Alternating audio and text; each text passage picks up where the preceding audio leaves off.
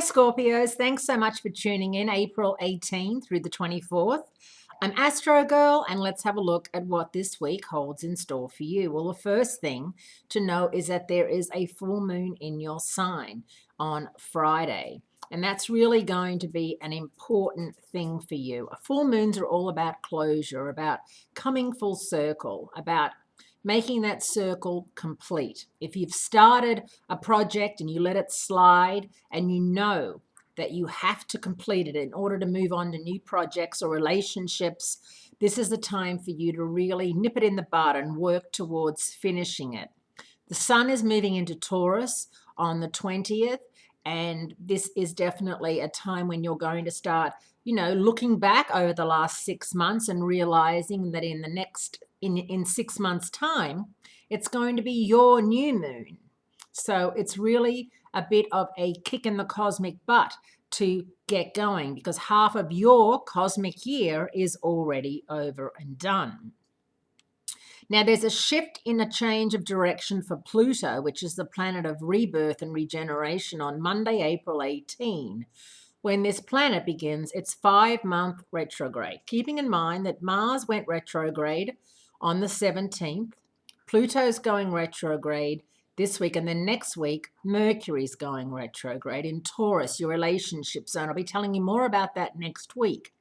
But you know the drill. Whenever Mercury goes retrograde, Murphy's law of whatever can go wrong will go wrong is in full effect. This is definitely a time when, if you need to clear the air with somebody or you need to make peace with somebody, you have to do it sooner than later.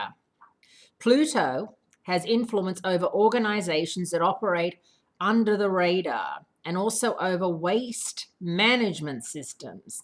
So think nuclear, and also think that Pluto is a planet that is an outer planet. It doesn't affect us on a day-to-day basis like Mercury and Venus. Mars affects us, Venus and Jupiter, but not Pluto, because Pluto takes many years to go through every sign.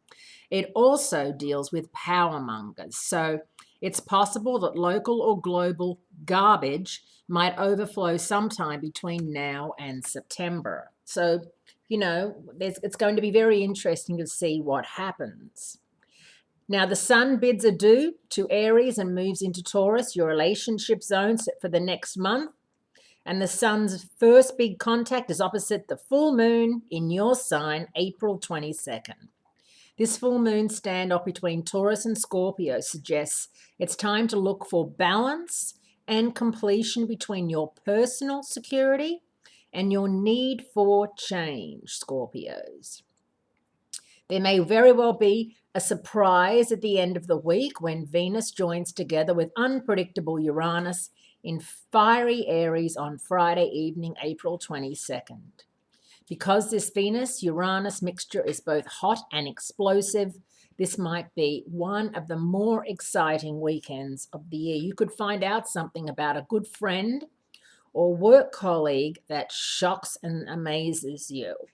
And sometimes you look at the tabloids in the supermarket and you're like, what? I didn't know so-and-so and so-and-so. Well, this is one of those weeks when it could happen to you and you feel like you're on front of the National Enquirer or something like that.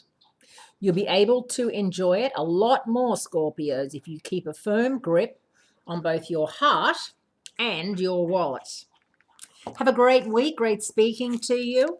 Check back in with me next week to hear about Mercury retrograde. It's not good. Okay, bye.